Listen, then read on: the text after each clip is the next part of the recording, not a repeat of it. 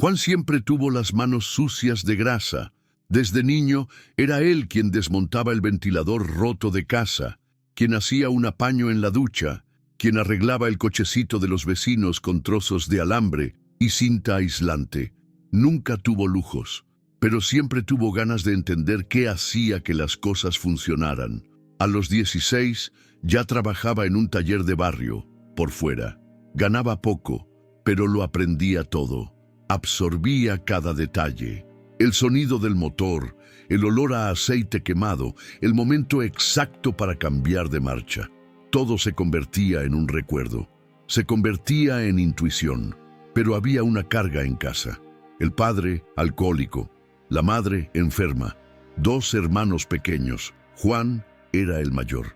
Y el único que lograba traer algo de dinero a casa. Su adolescencia fue truncada. Sin salidas, sin ocio.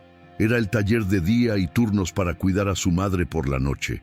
Aún así, tenía un sueño. Ser ingeniero mecánico. Sabía que no era fácil. Ni siquiera parecía posible.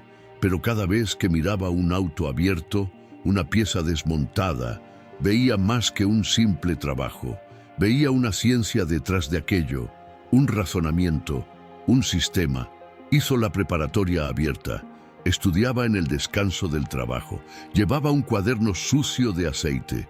Hubo un día que se durmió de pie. Hubo una noche que casi se rinde. Pero no paró. Pasó el examen de admisión de una universidad pública. Fue el único del taller que un día entró en un aula como estudiante universitario. Y tal vez el único de la facultad que llegaba con un overol sucio de grasa, con una lonchera abollada bajo el brazo. Recibía regaños de los profesores por llegar tarde, de los clientes por irse más temprano. Dormía poco, comía mal, pero su cabeza era obstinada. Un paso a la vez. Fueron 5 años así. 5 años equilibrando autos rotos, clases difíciles, facturas atrasadas y frustración acumulada. Pero en el último año se graduó, sin fiesta, sin viaje, sin traje. Solo él, el diploma y una respiración profunda dentro del baño de la facultad con el rostro mojado. Después de eso, fue a trabajar a una ensambladora de autos. No era ingeniero todavía. Entró como mecánico de mantenimiento, un puesto sencillo, el piso de la fábrica, turno nocturno, pero no se quejaba. Sabía que todo comienzo exige empezar desde abajo. Allí dentro, lo aprendió todo de nuevo, ahora con máquinas grandes, robots, líneas de montaje, tecnología integrada. Pero para él, el principio era el mismo. Todo tiene un origen, y todo origen puede resolverse con atención. Incluso con el diploma, nunca fue ascendido. Se quedaba allí, arreglando cintas transportadoras, ajustando frenos de prueba, cambiando sensores. Mientras tanto, ingenieros trajeados pasaban mirando desde arriba. Algunos apenas saludaban. Uno de ellos, el encargado del taller central, siempre se metía con Juan. Decía que era solo un apretador de tornillos, que un ingeniero de verdad no venía del piso de la fábrica. Juan no respondía, se lo guardaba, trabajaba en silencio, entregaba todo a tiempo, pero era invisible allí dentro, hasta el día en que todo cambió. Una mañana bochornosa de viernes, la hija del dueño de la ensambladora, un empresario multimillonario de esos que solo aparecen en eventos importantes, llegó a la fábrica con su auto, modelo de alta gama, recién lanzado, motor híbrido, un prototipo personalizado que solo ella usaba. El auto había tenido un problema y nadie descubría qué era. Pasaron días intentando resolverlo. Lo llevaron a 3 concesionarios, llamaron a 2 ingenieros externos. Nada. Juan escuchó los rumores por los pasillos. El auto de la hija del jefe está enfermo, decían. Nadie sabe qué tiene. A la hora del almuerzo, el auto estaba en el área técnica de la fábrica, parado, con el capó abierto, un montón de gente alrededor. Los jefes, los ingenieros, hasta la propia hija del dueño, nerviosa, hablando por teléfono. El padre, con un traje claro, observaba todo de lejos. Juan se acercó con cautela. Tenía su lonchera en la mano. Miró el motor, miró la parte eléctrica. Hizo una lectura silenciosa en 5 segundos. Vio al encargado allí al lado y pidió con educación: ¿puedo echar un vistazo? El hombre se rió a carcajadas. Miró al grupo. Dijo en voz alta a propósito: ¿oyeron eso? El mecánico quiere resolver lo que los ingenieros no pudieron. Todo el mundo se rió, hasta la hija del jefe.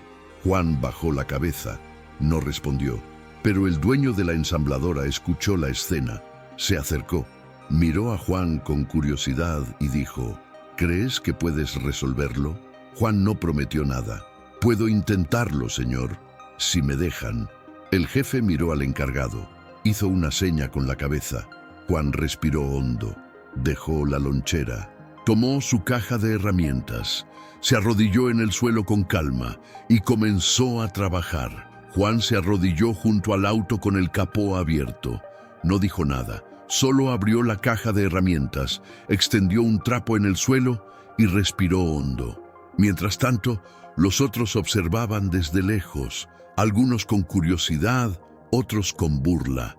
El encargado se cruzó de brazos, riendo de lado. La hija del dueño estaba apoyada en un pilar con el celular en la mano, fingiendo que no le molestaba. Pero se notaba en su rostro que no creía que ese hombre sencillo fuera a resolver nada. A Juan no le importaba. Pasó la mano por el lateral del motor. Escuchó con atención el ruido al intentar arrancarlo. Le pidió a uno de los técnicos que girara la llave. Escuchó de nuevo. Abrió la tapa del sistema híbrido y comenzó a manipularlo con precisión.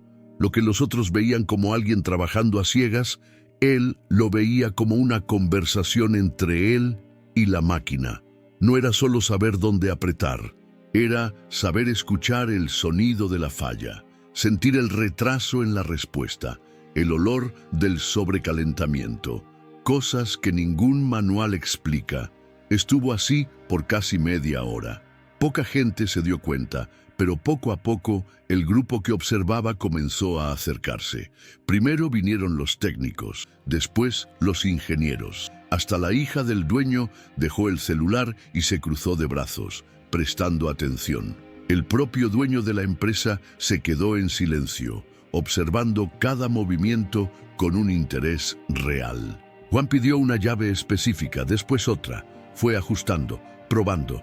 Limpió una válvula que nadie había revisado. Retiró un sensor mal encajado. Nada parecía extraordinario. Pero para quien entiende, ahí estaba la diferencia. En el último intento, cerró el capó, se limpió la mano en el trapo, miró al dueño de la ensambladora y dijo con calma: «Puede intentar encenderlo ahora». El técnico giró la llave. El auto arrancó a la primera. El sonido era limpio, la aceleración suave, el tablero sin errores. Por primera vez en días, el auto funcionaba como debía. El motor híbrido respondió con perfección. La luz que antes parpadeaba en el tablero desapareció. Silencio total. La hija del dueño dio un paso adelante sorprendida.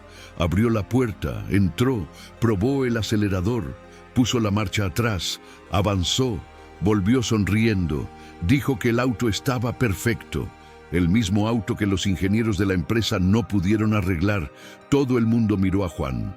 Estaba parado, limpiando la llave inglesa, callado, como si fuera solo un día normal más. El dueño de la ensambladora caminó hacia él.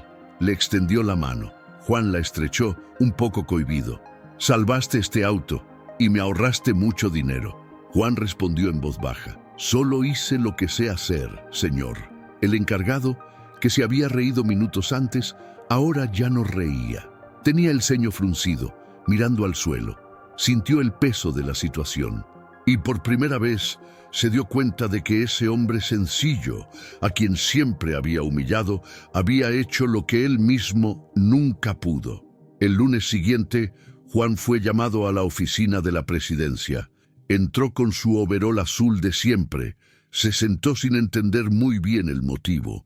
El dueño de la ensambladora estaba allí, con él 3 directores. Dijeron que el trabajo que hizo en el auto de su hija era algo que nadie había logrado hacer, que demostró una capacidad técnica y una visión que iban más allá de cualquier puesto operativo. Juan agradeció con sencillez. Dijo que hizo lo que aprendió en la práctica, sumado a lo poco que estudió en la facultad.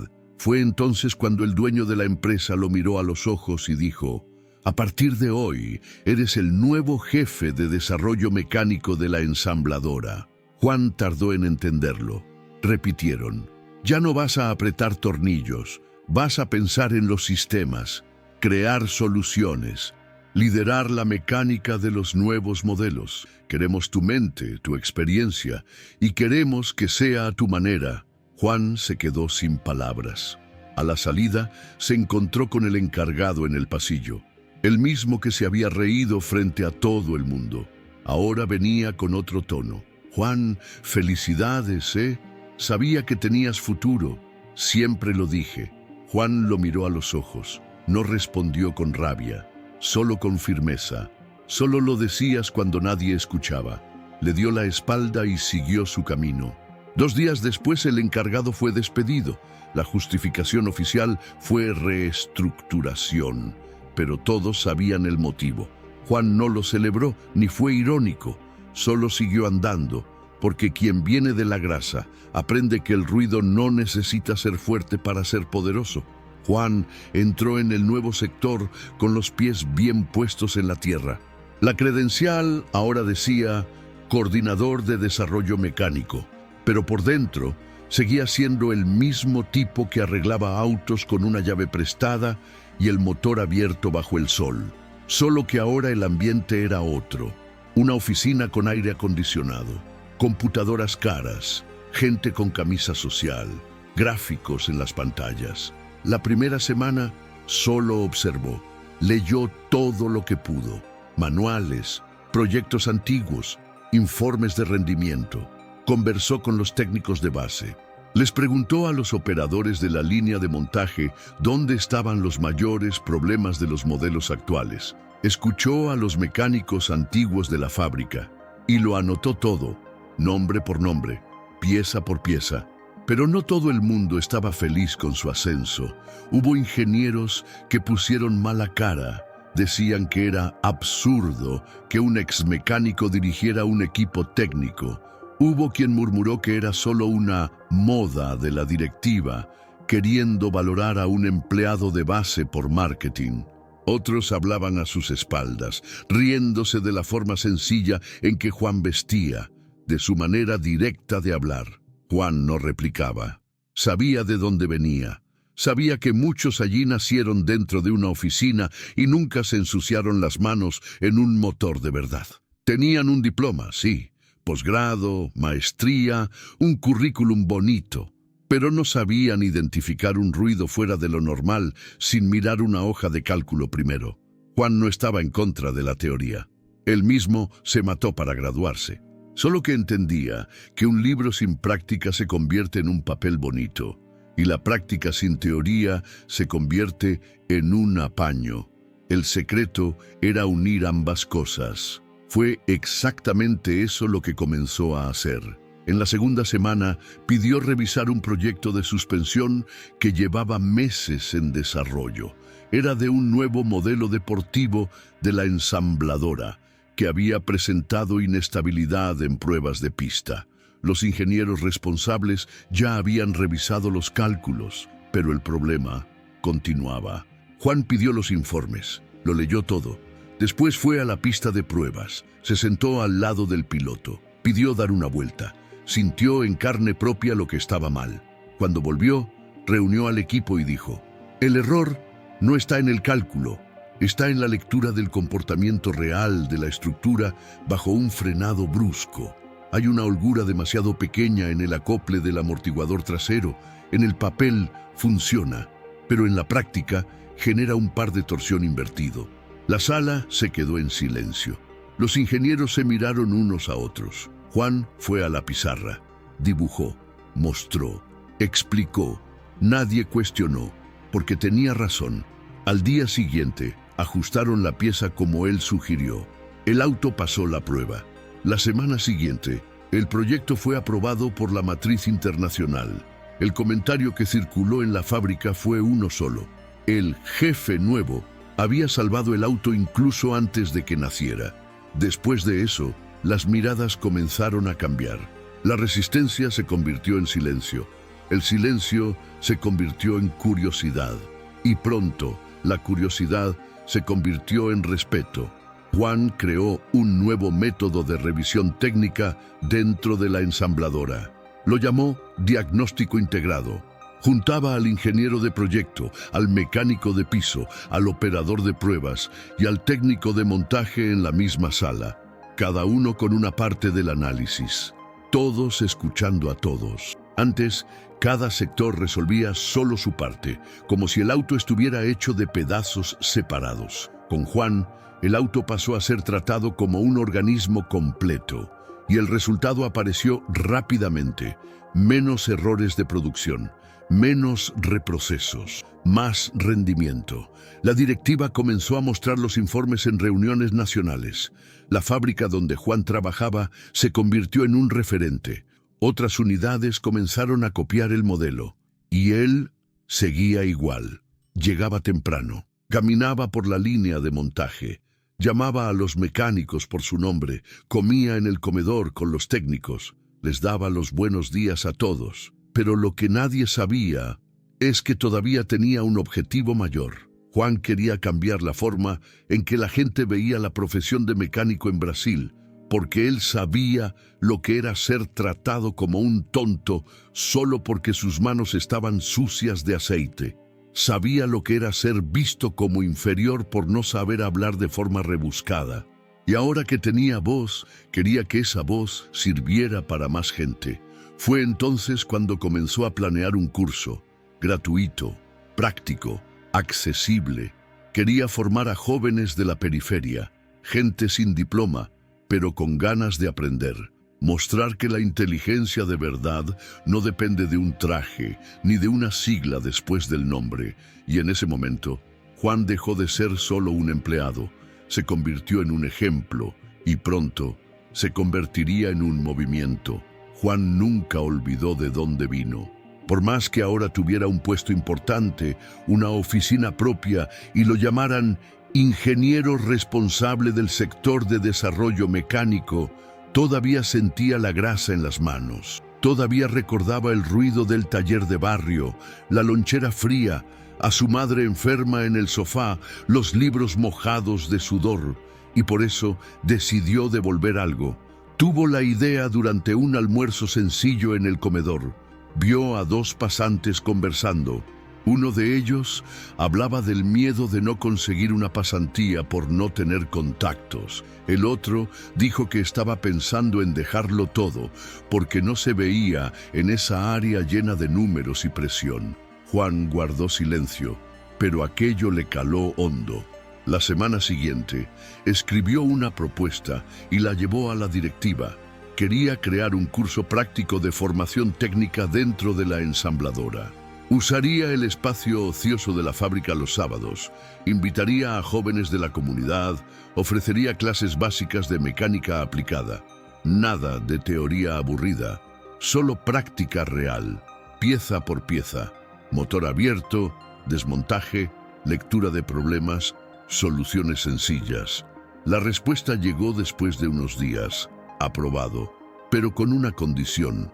El proyecto no podía interferir con la rutina de la empresa y no podía usar recursos del sector. Juan aceptó sin pensarlo 2 veces. Dijo que, si era necesario, daría las primeras clases solo. Pegó carteles en las escuelas públicas de la región. Envió mensajes a profesores, líderes comunitarios, talleres pequeños. Escribió los folletos con sus propias manos. ¿Quieres aprender mecánica de verdad con quien vive esto todos los días? Curso gratuito, sin requisitos, solo ganas de aprender. En la primera promoción vinieron 12 alumnos. Adolescentes, jóvenes adultos, incluso un señor de 50 años. Todos con gorra, mochila a la espalda, camiseta sencilla. Juan recibió a cada uno con un firme apretón de manos. Se aseguró de mirarlos a los ojos. Les mostró el aula donde estudiarían. Una parte desactivada de la línea de montaje, una encimera, un caballete con un motor desmontado, cajas con herramientas. En el primer día, dijo, no vine a enseñarles a ser empleados. Vine a mostrarles que tienen cabeza para pensar en máquinas, que pueden arreglar lo que nadie entiende, que pueden ser útiles, respetados, valorados. Los ojos de los alumnos brillaban. Clase tras clase enseñaba cosas que nadie explicaba. Cómo escuchar el ruido del motor para identificar el problema sin abrirlo. Cómo ver por el color del humo qué parte del auto está fallando. Cómo desmontar y montar un embrague sin perder tiempo. Cómo cuidar la propia postura, la seguridad, la dignidad. Más que técnica enseñaba visión y el curso fue creciendo. En la tercera promoción ya eran 38 alumnos. Los videos de las clases comenzaron a circular. Empleados de la propia ensambladora comenzaron a aparecer los sábados para ayudar. Técnicos experimentados, ingenieros más humildes, gente que veía un valor real en aquello. Pero no a todos les gustó. Algunos directores comenzaron a comentar que Juan se estaba distrayendo demasiado de su puesto principal. Un gerente financiero soltó en una reunión: eso es bonito en el papel, pero no podemos convertirnos en una ONG. Fue contratado para liderar un proyecto, no para dar clases en una favela. La frase llegó a oídos de Juan. No respondió, pero actuó. La semana siguiente llevó datos concretos a la reunión. Desde que el proyecto comenzó, el número de jóvenes interesados en pasantías técnicas en la fábrica se triplicó. Los costos de mantenimiento preventivo se redujeron. Había exalumnos del curso trabajando como aprendices con un rendimiento superior a la media. Mostró una carta escrita a mano por uno de los alumnos. El muchacho decía que nunca había pisado una facultad, pero que ahora quería estudiar ingeniería porque vio que su inteligencia tenía valor. Cuando terminó, miró a la sala y dijo: lo que hacemos aquí no es caridad, es construcción de bases. El futuro de la industria no está solo en la máquina, está en quien sabe manejarla. La sala se quedó en silencio. A partir de ahí, nadie se atrevió a cuestionarlo más. El proyecto fue bautizado como Formación de Raíz.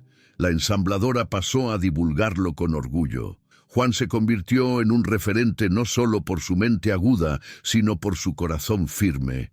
Y mientras tanto, él seguía creando. Desarrollaba nuevos sistemas, mejoraba piezas, optimizaba motores, transformaba la parte técnica de la empresa con la misma sencillez de siempre.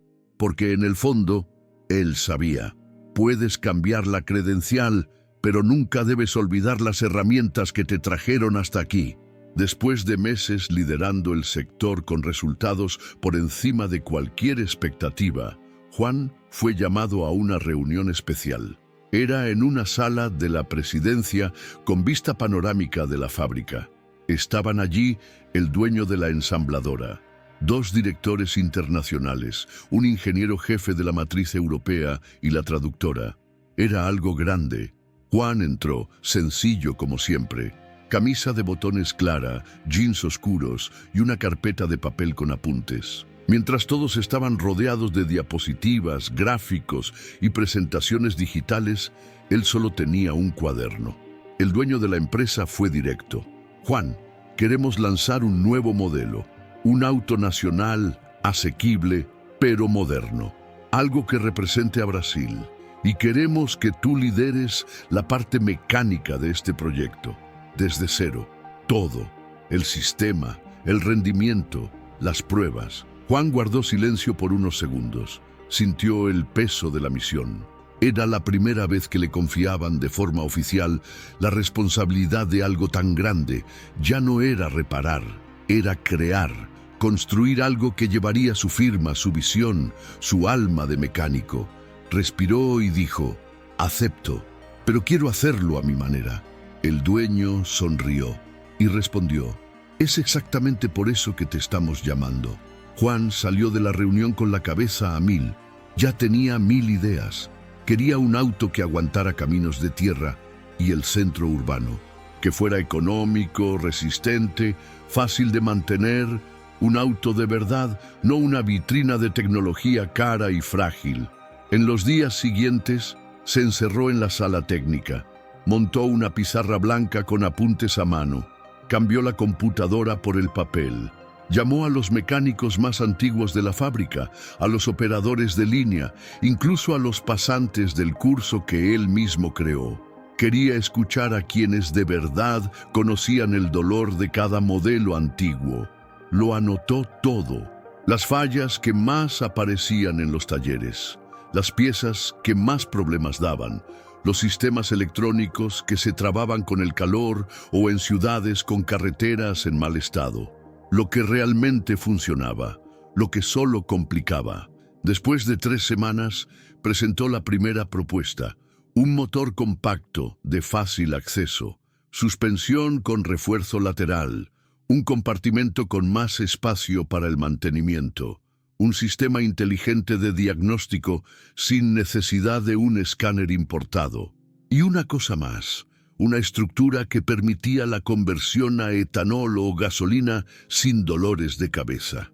Los ingenieros de la sede quedaron impresionados. Algunos incluso se sintieron desconcertados, porque allí no había ninguna idea descabellada. Nada de piezas importadas con nombres difíciles, solo cosas prácticas, intuitivas, baratas y geniales. La directiva aprobó el proyecto y le dio a Juan carta blanca para armar el equipo que quisiera. No lo pensó 2 veces, llamó a 5 de sus exalumnos, los de la primera promoción, gente sencilla, dedicada, que hoy ya trabajaba en la fábrica. Además de ellos, trajo a 2 mecánicos antiguos de la ciudad donde nació, hombres con más de 30 años de experiencia, sin diploma, pero con sabiduría en los dedos. Mucha gente puso mala cara, pero a Juan no le importaba. Sabía que el secreto no estaba en el nombre, en la credencial. Estaba en la escucha, en la sensibilidad de quien lo ha vivido en la práctica. El equipo se cerró. Trabajaron durante meses. Dibujo, prototipo, pruebas, cada detalle pensado para durar, para ser asequible, para facilitar la vida de quien conduce y de quien repara. El día del primer montaje completo, Juan se quedó en silencio en la línea de montaje.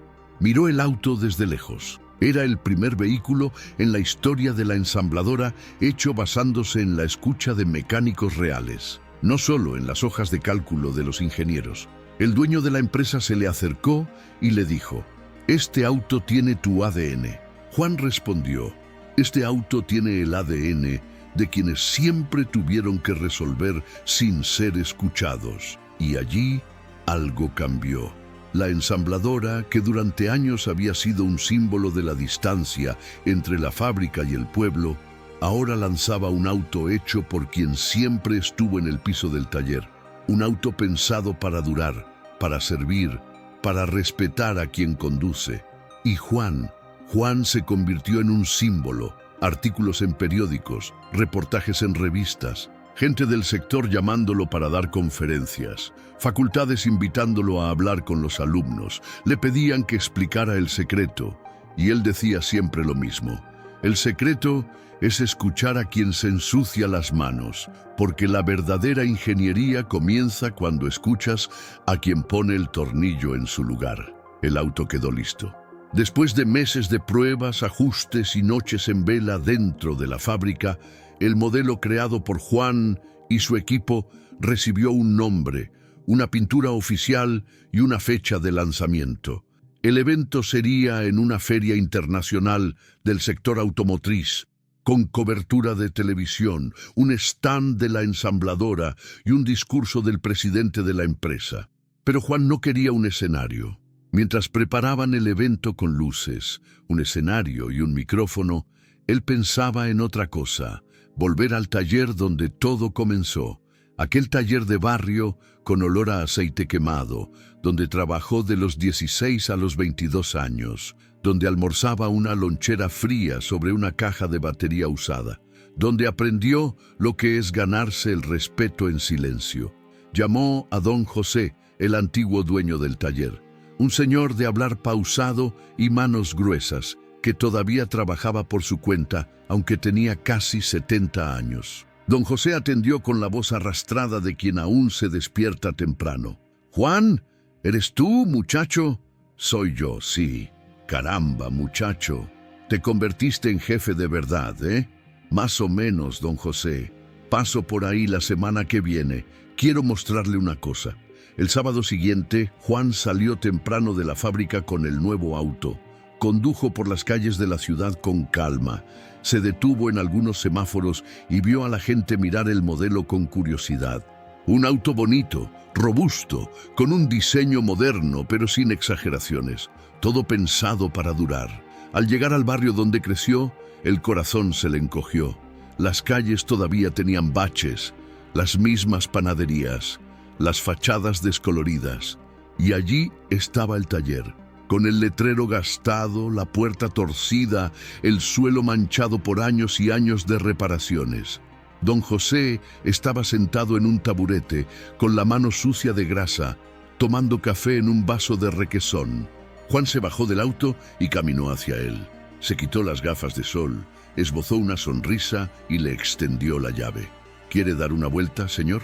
Don José se levantó lentamente, sin entender. «¿Este auto es tuyo?» «No, es de todo el mundo, pero yo ayudé a hacerlo». El viejo se quedó en silencio por unos segundos. Después tomó la llave con cuidado, como si fuera algo sagrado. Entró en el auto, lo encendió, escuchó el motor, pisó ligeramente el acelerador. El rugido era limpio, miró el tablero y rió. «Muchacho, esto está mejor que muchas naves por ahí». Juan se sentó en el asiento del copiloto y juntos dieron una vuelta por el barrio.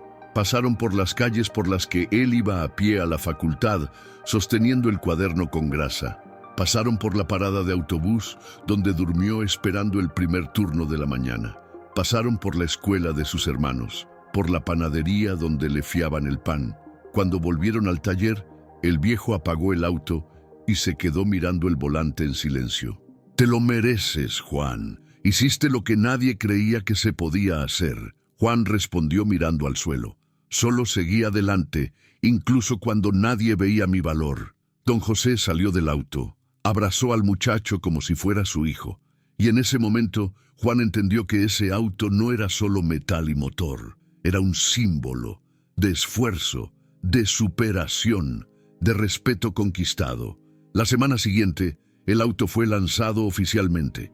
El evento fue grande, cobertura de televisión, influencers, música, aplausos. Pero la parte que todo el mundo comentó después fue cuando el dueño de la ensambladora subió al escenario, tomó el micrófono y dijo: «Este auto solo existe gracias a un hombre que vino de la grasa, de la humildad y de la persistencia».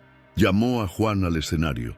Él subió con calma, vistiendo la misma camisa clara de siempre, sin poses, sin traje. Todo el auditorio se levantó. Aplausos sinceros. Y en la pantalla gigante, la imagen de él con don José al lado del auto, estampada con la frase «Hecho por quien repara, pensado para quien conduce». Después de la presentación, Juan fue rodeado por reporteros. Le preguntaron cómo se sentía, si ahora abriría su propia empresa, si quería convertirse en influencer, si pensaba entrar en política. Él solo respondió una cosa: «Quiero seguir escuchando el ruido que nadie escucha, porque ahí es donde vive el problema, y también la solución». Y ese día quedó claro para todo el mundo. Juan no era solo un mecánico que se convirtió en jefe. Era el puente entre dos mundos, el piso de la fábrica y la cima de la ingeniería. Y ahora era él quien diseñaba el camino. El nombre de Juan comenzó a circular en lugares en los que jamás imaginó que entraría. Primero fueron los periódicos, después las revistas especializadas. Luego vinieron las invitaciones, eventos técnicos, charlas en congresos de innovación, grabaciones con youtubers del sector automotriz. Todo el mundo quería escuchar al hombre que salió del taller y ayudó a crear el auto más confiable de la ensambladora. Pero una invitación en especial llamó su atención. Era de una de las universidades de ingeniería más prestigiosas del país, la misma donde años antes Juan intentó hacer un curso de extensión, pero fue ignorado en la recepción por estar sudado y con un overol. En ese entonces fingieron que ni siquiera estaba allí. Y ahora querían que volviera, pero como invitado de honor. En el email, el coordinador del curso decía: nuestros alumnos están estudiando el caso de la nueva línea de vehículos de su ensambladora. Su historia ha inspirado a muchos de ellos. Sería un honor recibirlo para una charla especial aquí en la Escuela de Ingeniería. Juan se quedó en silencio por un rato, mirando el monitor. Recordó el día en que intentó pedir información en ese edificio. Recordó a la chica de la recepción preguntando: «Las entregas son en el almacén, señor». Pero no guardaba rencor, guardaba memoria. Y eso era diferente. Aceptó la invitación. El día de la charla llegó temprano. Vistió la misma camisa clara de siempre, jeans oscuros, limpios, zapatos sencillos. Llevaba consigo su cuaderno de apuntes y una llave de tuercas enganchada a su llavero. Al llegar, pasó por la portería sin que lo detuvieran esta vez. Recibido con un apretón de manos, una credencial de invitado, un café servido. El auditorio estaba lleno, unos 300 alumnos, todos vestidos como si fueran a una entrevista de pasantía, algunos con laptops en el regazo, otros con portapapeles. Juan subió al escenario y miró a esa sala llena de jóvenes con ojos atentos, y comenzó con calma. Contó su historia sin adornos, desde el taller de barrio hasta el proyecto del nuevo auto. Habló de los errores, de los intentos, de las madrugadas en vela, del curso gratuito en la fábrica, de la diferencia entre quien solo estudia y quien también vive lo que aprende. Y en medio de la charla, se detuvo. Señaló su propia ropa y dijo: «Si yo hubiera entrado aquí vestido así hace 10 años, tal vez nadie me hubiera escuchado. Tal vez pensarían que vine a arreglar el aire acondicionado». La sala guardó silencio. Continuó: «Pero hoy estoy aquí no porque aprendí a hablar de forma rebuscada, ni porque cambié de ropa. Estoy aquí porque me escucharon incluso cuando me trababa. Me escucharon porque resolví el problema que nadie veía». Algunos alumnos se acomodaron en sus sillas. Otros cerraron sus laptops para prestar atención de verdad. Juan tomó su cuaderno. Mostró el dibujo a mano alzada de la pieza que optimizó para el nuevo modelo de la ensambladora. Un sistema simple, pero que reducía el costo de mantenimiento en casi un 40%. Dijo que aquello no nació en un laboratorio. Nació en el piso.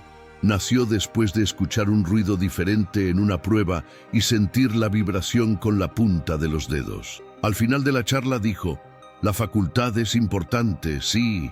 El estudio abre la mente, pero la sabiduría de verdad viene cuando juntas la teoría con la humildad. Cuando aprendes a escuchar a quien no tiene una credencial bonita, pero sabe de lo que está hablando». Aplausos. Primero tímidos, después fuertes. El coordinador del curso se le acercó con los ojos llorosos.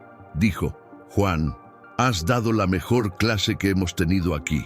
A la salida, los alumnos hicieron fila para hablar con él. Un muchacho dijo que estaba a punto de dejar la facultad por creer que no era lo suficientemente inteligente. Juan lo miró a los ojos y le dijo: «La inteligencia no es memorizar fórmulas, es entender lo que nadie está viendo, y eso lo tienes tú». Otra chica dijo que se sentía fuera de lugar por venir de una escuela pública, pero que ver a Juan allí le dio esperanza. Él respondió: «No estás fuera de lugar, estás por delante, porque quien viene de abajo aprende a ver con más nitidez». Esa noche, Juan volvió a casa con el corazón lleno, no por el estatus, sino porque sabía que había plantado una semilla allí dentro. Al día siguiente, recibió más de 50 mensajes de alumnos de la universidad, algunos pidiendo consejo, otros queriendo una pasantía, gente agradeciendo la charla, diciendo que nunca más mirarían a un mecánico de la misma manera. Juan respondió a cada uno, con paciencia, con cuidado, porque ahora entendía de una vez por todas. Su misión no era solo crear autos, era cambiar mentalidades. Y en ese auditorio vio algo que nunca antes había visto: el respeto naciendo desde abajo. 2 meses después de la charla en la universidad, todo parecía ir bien. El auto creado por Juan ya estaba en las calles. Las ventas superaron todas las previsiones. Los concesionarios elogiaban el modelo. Los clientes enviaban videos a las redes sociales agradeciendo la economía, la facilidad de mantenimiento. Era, sin duda, el proyecto más exitoso de la ensambladora en años. Pero como toda gran conquista, vino también un gran desafío. Una mañana de lunes, Juan fue llamado a una reunión urgente con la directiva. El ambiente ya era extraño en la fábrica. Gente hablando en voz baja por los pasillos, puertas cerradas, jefes estresados. En la sala, los directores estaban serios. El dueño de la empresa no estaba presente. Quien lideraba era un ejecutivo nuevo, recién llegado de la matriz internacional. Cara de números, gafas finas, habla cortante. Dijo lo siguiente: hemos recibido una propuesta de colaboración con un proveedor extranjero. Quieren asumir la parte mecánica de los próximos proyectos. Garantizan una estandarización global, reducción de costos y más previsibilidad. Juan frunció el ceño. ¿Cómo que asumir? Quieren tercerizar la parte que construimos aquí dentro. El ejecutivo respondió secamente: exacto. La fábrica de aquí seguiría operando, pero toda la parte de diseño y desarrollo vendría de la sede. Ustedes solo ensamblarían. Es una decisión estratégica. Juan guardó silencio por un segundo. Miró los rostros de los directores. Ninguno se atrevía a mirarlo de vuelta. Entonces, ¿quieren desmontar el equipo que construyó el auto más confiable en la historia de la ensambladora para poner un estándar que nunca ha pisado aquí? El ejecutivo respondió: Juan, no es personal, son negocios, pero para él sí que era personal, porque él sabía lo que esa decisión significaba. Era más que recortar un equipo, era cortar una historia, era volver a tratar el piso de la fábrica como una pieza desechable, era silenciar de nuevo a quienes habían luchado por ser escuchados. Esa noche, Juan no durmió. Se quedó en el balcón de su casa, mirando el cielo apagado de la ciudad y pensando. Recordó a los alumnos, a los mecánicos antiguos, a don José, a su padre enfermo, a su madre cosiendo de madrugada, a cada tornillo apretado con la mano temblorosa de cansancio. Al día siguiente tomó una decisión. Fue a la oficina de la presidencia. El dueño de la ensambladora estaba allí esta vez. Juan entró y dijo con firmeza: si siguen adelante con esa decisión, entrego mi cargo y aviso a la prensa. Silencio. El dueño lo miró con expresión seria. ¿Estás diciendo que te vas si seguimos con la estrategia? Juan asintió. Estoy diciendo que no voy a ser parte de una fábrica que vuelve a silenciar a quienes acaban de ser escuchados. Si quieren estandarización, háganlo sin mí. Pero no voy a desmontar lo que nos llevó años construir. El dueño de la ensambladora respiró hondo. Se quedó un rato mirando por la ventana. Después se volvió hacia él. Juan, confié en ti una vez y no me arrepentí. No voy a equivocarme ahora. Al final de ese día, el ejecutivo que propuso la tercerización fue despedido. El proyecto fue archivado y Juan fue llamado a una nueva reunión, esta vez con todo su equipo presente. Era hora de dejar claro frente a todos quién mandaba allí de verdad ahora. El dueño de la empresa miró al equipo reunido y dijo: lo que ustedes crearon aquí no es solo mecánica, es cultura, es visión, y quiero que esa visión se expanda. Juan, a partir de hoy, no eres solo el jefe de desarrollo, eres el director de Ingeniería Nacional. Juan no sonrió, solo asintió. Miró a su equipo, gente sencilla, gente como él, e hizo una seña con la cabeza, como diciendo: nos quedamos, continuamos. A la salida recibió abrazos, apretones de manos, incluso el llanto de algunos colegas. Uno de ellos, uno de los chicos de la primera promoción del curso gratuito, le dijo: pensé que iba a dejarlo todo, señor. Juan respondió con calma: solo dejo lo que no tiene raíces. Y esto de aquí se plantó con verdad. Esa noche volvió a casa exhausto, pero en paz. En la mochila llevaba su nueva credencial, el cargo más alto del área técnica, pero en el bolsillo del pantalón llevaba una tuerca de hierro, vieja, oxidada. Era la misma que cargaba desde el día en que arregló el auto de la hija del dueño. Un recuerdo de quién era y un recordatorio de quién nunca dejaría de ser. Después de la crisis interna, Juan no volvió al trabajo como si nada hubiera pasado. Volvió con aún más fuerza. Ahora, con el cargo de director de Ingeniería Nacional, tenía acceso a decisiones que antes quedaban tras puertas cerradas. Solo que, a diferencia de los otros directores, no se encerraba en su oficina. Todos los días todavía caminaba por la fábrica, conversaba con los mecánicos, escuchaba a los operadores, preguntaba si alguien enfrentaba algún problema. Cuando veía un motor parado, se acercaba. A veces ayudaba, otras veces solo escuchaba. Los propios empleados comenzaron a llamarlo el jefe con alma de taller. Era un apodo respetuoso, verdadero, y a Juan le gustaba. Con el nuevo cargo, tenía una meta clara en la cabeza. No quería solo desarrollar autos, quería desarrollar personas. Sabía que el país tenía miles de jóvenes con talento en las manos, pero sin oportunidades. Sabía que los talleres estaban llenos de cerebros que nunca pisaron un aula decente. Y sabía también que la ensambladora tenía la estructura para cambiar eso. Convocó a una nueva reunión con la directiva. Presentó un proyecto más grande. Quería transformar parte de la fábrica en un centro nacional de formación técnica, un lugar donde los jóvenes pudieran estudiar, practicar y salir listos para trabajar en cualquier ensambladora, taller o centro de investigación.